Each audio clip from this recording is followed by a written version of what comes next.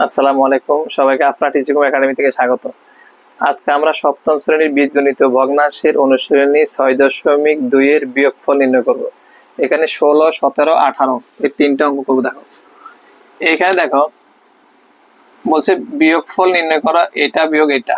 লসাগু 7, 7 ভাগ করলে কাটা থাকে 1, 1 কে 2 এ দ্বারা গুণ করলে 2a মাইনাস 7 যদি কাটা দিই ভাগ করি কাটা থাকে 4b। এটা হবে আনসার। এখানে লসাগু 5a, 5 ভাগ করলে কাটা থাকে 1, 1 কে 2x দ্বারা গুণ করলে 2x মাইনাস 5 ভাগ 5 কাটা থাকে 1, 1 কে 4y দ্বারা গুণ করলে 4y। এটাই হবে আনসার। ছোট ছোট অঙ্ক। এখানে লসাগু হবে 8xy, 8xy, 8x আর 8x কাটা থাকে y, y কে এ দ্বারা গুণ করলে ay মাইনাস 4 কে 8 দ্বারা ভাগ করলে 2, y আর y কাটা 2x কে b দ্বারা গুণ করলে 2bx। এটা হবে এই অঙ্কের জন্য আনসার।